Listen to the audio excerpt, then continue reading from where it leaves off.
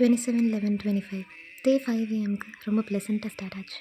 என்னோடய லைஃப்பில் ரொம்ப ஸ்பெஷலான ஒரு பர்சனை பார்க்குறதுக்காக 13 இயர்ஸ் கழிச்சு நானும் அம்மாவும் கேரளா கிளம்புறோம். போகிற வழியிலெல்லாம் அவ்வளோ சந்தோஷம், அவ்வளோ எக்ஸைட்மெண்ட். சைல்ட்ஹுட் மெமரிஸ்னாவே எல்லா இடத்துக்கும் ஞாபகம் வருது அவங்க பாட்டி வீடு தான். எனக்கும் அப்படி தான்.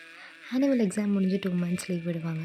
அவங்க கூட ஸ்பெண்ட் பண்ண போகிற அந்த 60 டேஸ்க்காக ரிமைனிங் 305 டேஸும் வெயிட் பண்ணுவேன்னு சொல்கிறத விட ஏங்குவேன்னு சொல்லலாம்.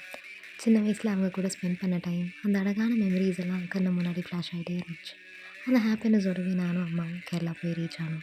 அவங்களுக்கு வெத்தலை பாக்கு போட்டு பழக்கம் இருக்குது. அதனால் வெத்தலை பாக்கு எல்லாம் வாங்கிட்டு டிஃபன்லாம் சாப்பிட்டுட்டு நானும் அம்மாவும் கேரளாவில் பாட்டி வீட்டுக்கு போய் ரீச் ஆனோம். எப்போ நாங்கள் போனாலும் எனக்காக கதவெல்லாம் ஓப்பன் பண்ணிவிட்டு என் பேரை சொல்லி கூப்பிட்டு ஆசையாக ஓடி வந்து என்னை கட்டி பிடிச்சி முத்தம் கொடுப்பாங்க. இதெல்லாம் நடக்க போகுதுங்கிற ஆர்வத்தோடவே நானும் போய் கேட் கிட்ட நின்னேன். வீடு ரொம்ப பழசாக காஞ்ச இலையெல்லாம் ஃபுல்லாக கீழே விழுந்து ரொம்ப மோசமான கண்டிஷனில் இருந்துச்சு. கதவையும் யாரும் வந்து திறக்கலை. சரி நம்மளே திறக்கலான்னு போய் கேட்டை ஓப்பன் பண்ண ட்ரை பண்ணேன். கேட் பூட்டி இருந்துச்சு. பக்கத்து வீட்டில் இருக்க அண்ணா வந்தாங்க. வந்து யார் நீங்கன்னு கேட்டாங்க. நான் உங்கள் பேத்தின்னு சொன்னேன். அவங்களும் என் பேரை சொல்லி உங்கள் பாட்டி உங்களை பற்றி எதுவும் சொல்லிகிட்டே இருப்பாங்கன்னு சொன்னாங்க. அடுத்த வார்த்தை அவங்க இறந்து 3 months ஆச்சுன்னு சொன்னாங்க. என் முகத்தில் இருந்த சிரிப்பு, சந்தோஷம் எல்லாம் போய் கண்ணில் கண்ட்ரோல் பண்ண முடியாத அளவுக்கு கண்ணீர் வந்துச்சு. இனிமேல் பார்க்கவே முடியாத தூரத்துக்கு போயிட்டாங்க. உங்கள் லைஃப்பில் யாரையாவது உங்களுக்கு பார்க்கணும் இல்லை அவங்க கூட பேசணும் அப்படின்னு உங்களுக்கு தோணுச்சுன்னா உங்களுக்கு தோன்றப்பவே அதை செஞ்சுருங்க.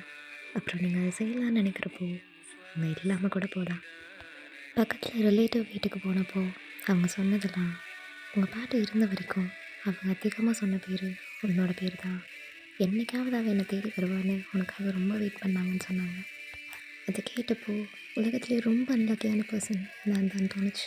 போகிறப்போ எவ்வளோ சந்தோஷத்தோட எவ்வளோ எக்ஸைட்மெண்ட்டோடு போனேனோ ரிட்டன் வரப்போ மனசு ஃபுல்லாக வலியோட கண்ணில் கண்ட்ரோல் பண்ண முடியாத அளவுக்கு கண்ணீரோடு தான் வீட்டுக்கு வந்து சேர்ந்தேன். சாரி முத்திமா, லேட்டாக வந்துட்டேன். Miss you.